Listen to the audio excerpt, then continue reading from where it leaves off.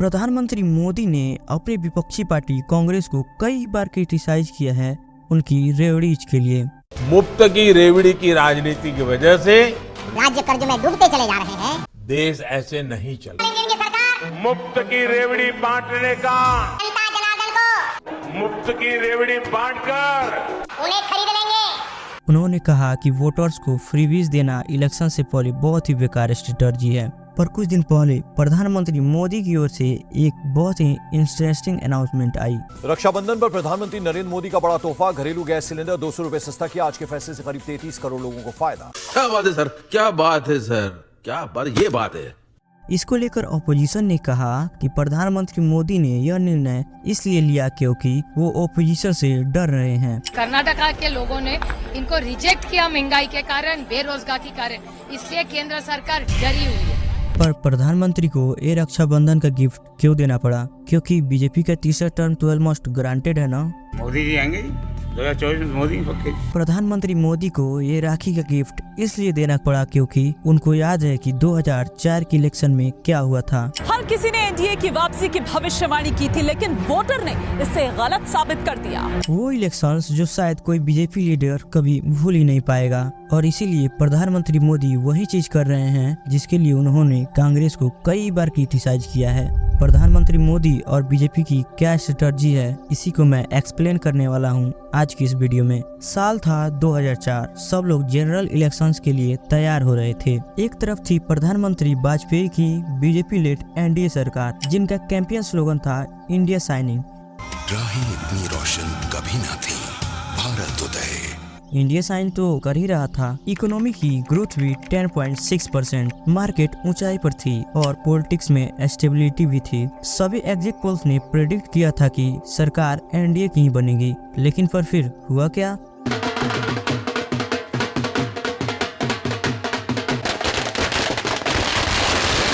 प्रधानमंत्री वाजपेयी नहीं बने बल्कि मनमोहन सिंह बने। इशू ये था कि इंडिया साइनिंग कैंपेन उन लोगों को अपील कर रहा था जो शहरों में रह रहे थे, पर अनफॉर्चुनेटली बीजेपी के रिपोर्ट्स इंडिया के गरीब लोगों तक नहीं पहुंचे। About the achievements of welfare schemes for the poor and weaker sections.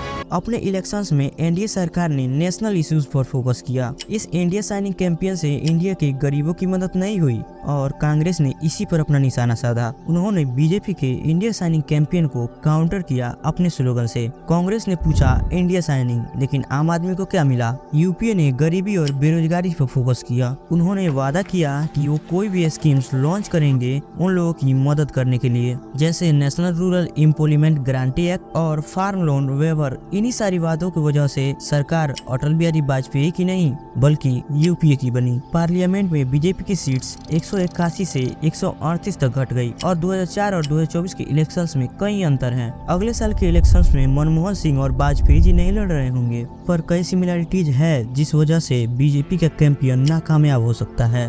कुछ महीने पहले एक वीडियो वायरल गया। क्या हुआ? टमाटर बहुत महंगा है, मेरी हिम्मत नहीं पड़ रही है। तो आपका ठेला ऐसे खाली जाएगा वापस? कुछ और तो भरोगे टमाटर के अलावा? इतना पैसा नहीं।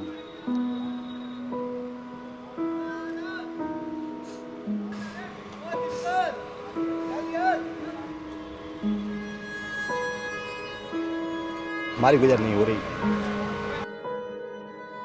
जिसने हमें दिखाया इन्फ्लेशन की वजह से कितने लोग लाचार हैं हमारे देश में। पर ये अकेली कहानी नहीं है। सर बहुत महंगाई हो रही है, गरीब आदमी कहाँ जी लेगा, बहुत ज्यादा महंगाई हो रही है। और कितना आप लोगों का कमाई हो जाता है महीने में? सर क्या बोले कर, कमाई क्या होगा, वो जो हमारे सैलरी मिलती है 15,000 रुपए जी सैलरी हमारी।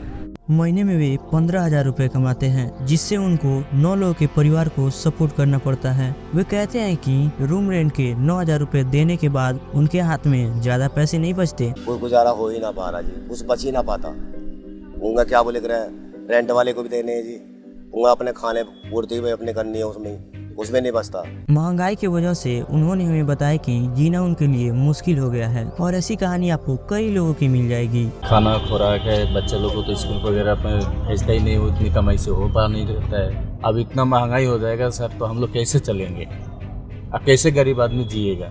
बट सरकार का जो नैरेटिव है वो बहुत अलग है। यह मैप 2005 की इंडिया को दिखा रहा है। इसने हमें दिखाया कि इंडिया में 55% लोग गरीबी में थे। इसके 10 साल बाद इंडिया का नक्शा बदल गया।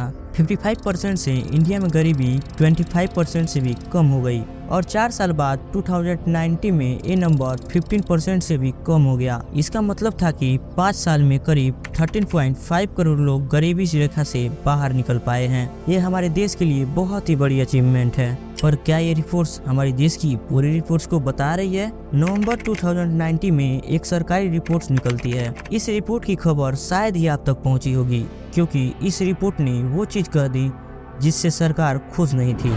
रिपोर्ट ने दिखाया कि 2011 और 2017 के बीच रूरल एरियाज में हर व्यक्ति जो पैसा खर्च करता है वो कम हो रहा है। अब अगर लोग अमीर हो रहे हैं तो ज्यादा पैसा खर्च करेंगे। इस रिपोर्ट ने दिखाया कि 2011 से 2017 के बीच रूरल एरियाज के लोग कम पैसा खर्च कर रहे हैं, जो एक इंडिकेटर है जो शायद ये रूरल एरियाज में हालत अच्छी नहीं है। ये अकेली सरप्राइजिंग बात नहीं है। सरप्राइजिंग बात है कि 40 साल में पहली बार मंथली स्पेंडिंग रेट कम हुआ है। पर सरकार ने क्या अनाउंसमेंट करी कि ये रिपोर्ट ही गलत है।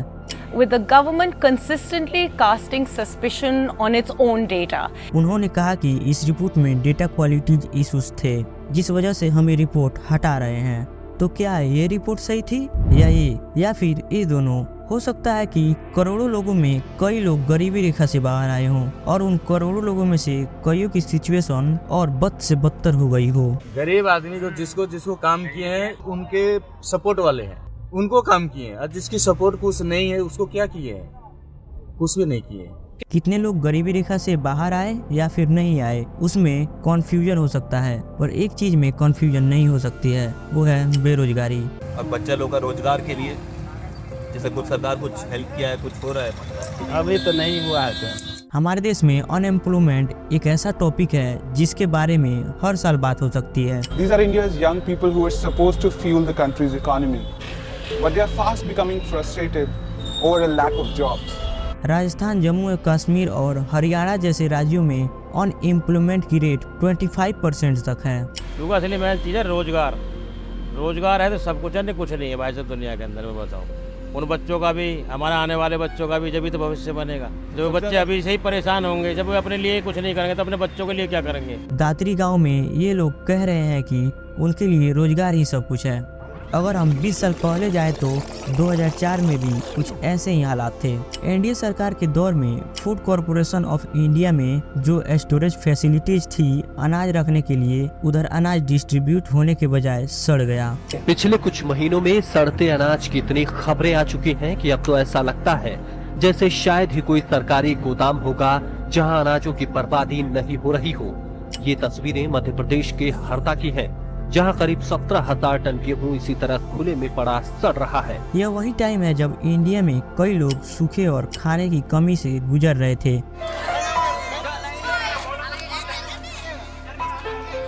जबकि इसी दौरान इंडिया एक्सपोर्टर्स गेहूं, शुगर और दूसरे खाद्य सामानों को एक्सपोर्ट कर रहे थे, और यही चीज हम आज देख सकते हैं। भाई गरीबों के लिए है तो गरीबों को गरीबी हटाओ ना, तो आप गरीबों को हटा रहे हो भूखा मार मार के, क्या बात?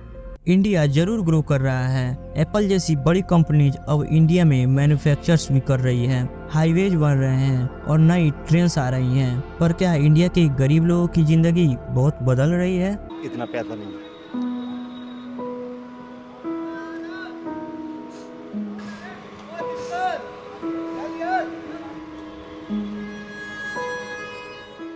2024 में बीजेपी को बस हमारे देश के इकोनॉमिकल रियलिटीज का सामना नहीं करना, बल्कि उनको एक ऑपोजिशन का भी सामना करना है जो प्रो पुअर एजेंडा के साथ चल रही है।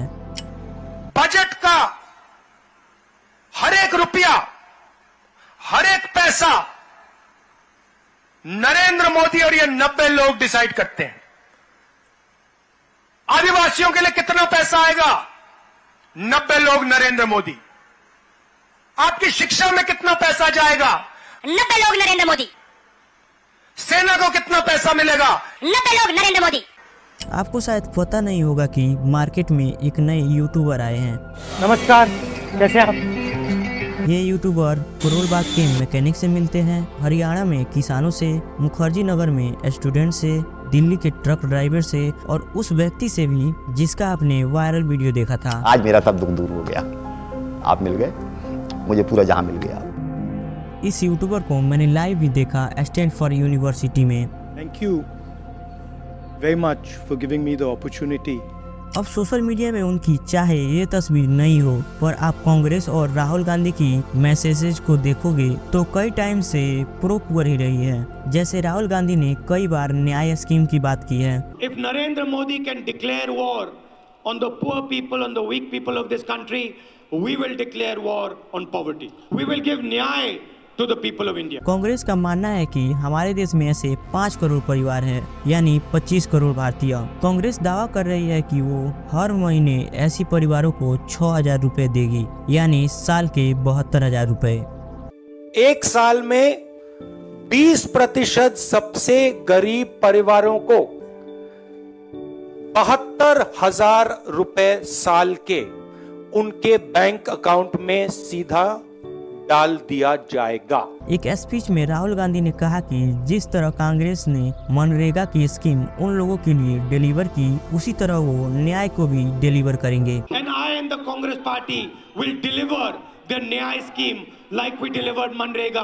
मनरेगा को स्पीच में इंक्लूड करना एक स्मार्ट डिसीजन था, क्योंकि कई स्टडीज में दिखाया गया है कि मनरेगा कांग्रेस की सबसे बड़ी अचीवमेंट थी। कई रिपोर्ट्स ने दिखाया कि इस स्कीम की वजह से हमारे देश में गरीबी कितनी हद तक घटी, यहाँ तक कि 32%। इसी वजह से जब वो न्याय स्कीम की बात कर रहे हैं तो वो मनरेगा की भी बात करते हैं, पर इसमें एक प्रॉब्लम है कि पैसा कहाँ से आएगा। जी, न्याय के बारे में आते हैं।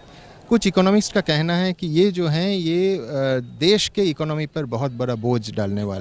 इसके बारे में कांग्रेस ने कोई स्टेटमेंट्स नहीं दी है कि वो इस स्कीम को फाइनेंस कहां से करेंगे। अब आप में से कुछ लोग बोलेंगे कि न्याय स्कीम इतनी ही अच्छी है तो 2019 में जब राहुल गांधी इसके बारे में बात कर रहे थे तो वो इलेक्शंस कांग्रेस क्यों हारी। एक सीनियर कांग्रेस लीडर का कहना था कि हमने इस स्कीम को टीवी एड्स तथा अन्य जगहों पर तो चलाया, लेकिन यह स्कीम आम लोगों तक पहुंची ही नहीं। दूसरा कारण है कि प्रॉमिस करना एक बात होती है, पर वोटर्स को विश्वास दिलाना कि आप इस स्कीम्स को एग्जीक्यूट करोगे ये अलग बात है। पर शायद राहुल गांधी क्रेडिबली प्रूव नहीं कर पाए अपने वोटर्स को कि वो ये स्कीम एक्चुअली लाएंगे। इस बार कांग्रेस का दावा है कि उनकी छवि बदल रही है। ये राजस्थान और कर्नाटक में देखने को मिल रहा है। जैसे राजस्थान और छत्तीसगढ़ में एलपीजी सिलेंडर्स के दाम पहले से ही कम हो गए थे। कर्नाटक में कांग्रेस इलेक्शन जीत पाई क्योंकि उधर भी उनका प्रो पुअर कैंपेन था, जहां उन्होंने गरीब लोगों के लिए 5 स्कीम्स की बात करी। महिलाओं को फ्री बस टिकट देना या फिर गरीब परिवारों को हर महीने 10 किलो चावल। राहुल गांधी ने कांग्रेस की मीटिंग्स पर भी जोर दिया कि कांग्रेस के सभी लीडर्स 2024 के इलेक्शन के लिए एक प्रो पुअर एजेंडा पर फोकस डालें। पर बीजेपी की इस बात की क्यों टेंशन है? बीजेपी तो ब्राह्मण बनिया पार्टी है ना? नहीं, ये राहुल गांधी ने कहा था प्रधानमंत्री मोदी के पहले टर्म में। आपकी सरकार बड़े लोगों की सरकार है, सूट बूट की सरकार है। जर्नलिस्ट प्रशांत झा ने अपने किताब में दिखाया कि ऐसे क्रिटिसिज्म के बाद प्रधानमंत्री मोदी ने अपनी इमेज चेंज करने की कोशिश करी। उन्होंने ये बताया वोटर्स को कि वो गरीबों के नेता है, इसीलिए सेकेंड टर्म के पहले बीजेपी ने कई वेलफेयर स्कीम्स लॉन्च किए, चाहे वो उज्ज्वला स्कीम हो, प्रधानमंत्री उज्ज्वला योजना, स्वच्छ ईंधन, बेहतर जीवन, या फिर जनधन योजना। इन्हीं का अंजाम था 2019 के इलेक्शंस की विक्ट्री का।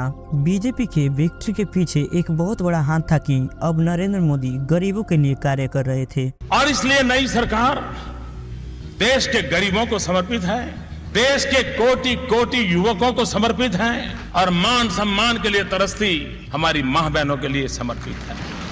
2019 की इस नेशनल इलेक्शंस स्टडीज ने दिखाया कि जहां 2014 में बीजेपी को मात्र 24% गरीब लोगों ने वोट दिया, वहीं ये नंबर 36% हो गया 2019 के इलेक्शंस में। एक सर्वे ने दिखाया कि ज्यादा गरीब लोग बीजेपी को अपनी प्राइमरी पार्टी मानते हैं। जब भी कोई स्कीम लॉन्च होती है तो सारा क्रेडिट प्रधानमंत्री मोदी को जाता है। ये आप स्कीम्स के पोस्टर्स में देख सकते थे या उस वर्चुअल पोल में देख सकते थे जो प्रधानमंत्री मोदी खुद करते। संतोष जी, आपको किस बात से संतोष हो गया? स्कीम्स के बेनिफिशियरीज के साथ मिनिस्टर्स भी सेम नारा लगाते कि थैंक्स टू मोदी जी ये स्कीम मुमकिन हो पाया। भारतीय जनता पार्टी के तो सर्वोच्च नेता है श्रीमान Narendra Modi ji, man of ideas, super human है और 10 दिशाओं में देश का विकास कर रहे हैं। इससे वोटर्स के दिमाग में कोई कंफ्यूजन नहीं था कि इस स्कीम्स का बेनिफिट स्टेट के चीफ मिनिस्टर को जाना चाहिए या फिर प्रधानमंत्री को। क्रेडिट सिर्फ एक आदमी का था, चाहे पैसा सिर्फ यूनियन गवर्नमेंट दे रही है या फिर स्टेट गवर्नमेंट। और इस स्कीम से प्रधानमंत्री मोदी गरीबों के कॉन्फिडेंस जीत पाए। अब अगर एक कॉन्फिडेंस और वोट जीत ही लिए तो फिर टेंशन किस बात की? टेंशन इस बात की है कि कई स्कीम इतनी इफेक्टिव नहीं है जितना हमें बताया जा रहा है। जैसे उज्ज्वला स्कीम की बात करते हैं, ये जरूर है कि 4 करोड़ परिवारों को LPG सिलेंडर मिला है, पर इनमें से कई परिवार इन सिलेंडर्स को भरवा नहीं रहे हैं। सरकारी डेटा ने खुद दिखाया कि करीब 1 करोड़ बेनिफिशरीज ने 2021 की साल में रिफिल ही नहीं कराया अपना सिलेंडर। 62 साल की पुष्पा देवी अभी भी चूल्हा यूज करती है अपने परिवारों के लिए। जैसे आंटी आप खाना अभी मैं देख रहा हूँ आप लकड़ी पे बना रहे हो। हाँ। तो उज्ज्वला स्कीम चला था जिसमें नहीं हमें नहीं मिला, नहीं हमें नहीं मिला भाई। तो आपने उसके लिए अप्लाई किया? अप्लाई भी करो, हाँ कोशिश करो, पैसा भी दिए गाजियाबाद हमने, वो बीच वाले आदमी पैसे नहीं भी खा गए। ऐसा ही हाल है 56 साल के संतोष का, जो हरियाणा के बिलो पॉवर्टी लाइन परिवार से हैं। तो अभी भी आप चूल्हे पे काम कर रहे हो? हाँ चूल्हे पे लकड़ी जला के काम। हाँ लकड़ी जला। एक और स्कीम थी मोदी सरकार की जन आरोग्य योजना। आयुष्मान भारत प्रधानमंत्री जन आरोग्य योजना। इसका उद्देश्य था कि 12 करोड़ दलित परिवारों को 5 लाख तक की फ्री ट्रीटमेंट देना कुछ प्राइवेट और पब्लिक अस्पतालों में। उसमें पेशेंट को ये होगा कि कितनी भी बड़ी सर्जरी हो उसको कोई टेंशन या घबराने की जरूरत नहीं होगी। और ये बहुत ही अच्छा इनिशिएटिव है, पर CAG के रिपोर्ट ने दिखाया कि इसकी एग्जीक्यूशन ऑब्जेक्टिव से बहुत ही दूर है। करीब 7.5 लाख बेनिफिशरीज का सेम इनवैलिड मोबाइल नंबर है 999999। यही चीज हमें गीता ने बताई, जो हरियाणा के एक गांव में टेलर की दुकान चलाती है।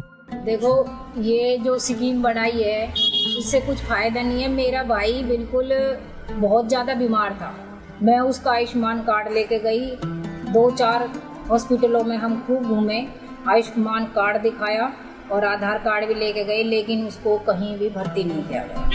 बोल रहे ये नहीं चलेगा। प्रधानमंत्री जन आरोग्य योजना से उन्हें बेनिफिट्स मिलना चाहिए, पर कहानी थोड़ी अलग है।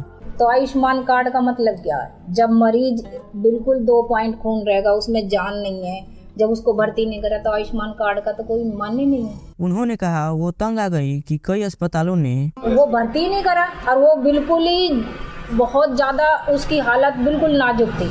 दूसरे लोगों ने करप्शन की बात कही और वो नहीं बने बीमारी के भाई कार्ड इसलिए बनने। आयुष्मान, हाँ उसका क्या हुआ? हम गए बनवाने के लिए तो हमसे मांगे गए 100 रुपए। तो हमारे घर में 5-6 सदस्य, तो 600 रुपए नाम पे होंगे, नाम बनवाएंगे। लेकिन उसमें पैसा तो नहीं मांगा जाता है। कई लोगों को ये भी नहीं पता था कि वो इस स्कीम के लिए एलिजिबल है या नहीं। सर पढ़ा लिखा उतना हो नहीं सर, उन चीजों का टैलेंट है नहीं, हमें उतना जानकारी है नहीं कि बाकी अगर कोई बता दिया तो समझ में आ गया, नहीं तो सर ऐसे ही। और इसी वजह से मोदी जी ने डिसाइड किया है कि लोगों को एक राखी का गिफ्ट मिलना चाहिए। रक्षाबंधन पर प्रधानमंत्री नरेंद्र मोदी का बड़ा तोहफा, घरेलू गैस सिलेंडर 200 रुपए सस्ता किया। आज के फैसले से करीब 33 करोड़ लोगों को फायदा, क्योंकि उनको डर है कि भारत के गरीब लोग कहीं उनकी किस्मत न बदल दे 2004 की इलेक्शंस की तरह। अब इसका मतलब ये भी नहीं कि सरकार की सारी स्कीम्स फेल हो चुकी है।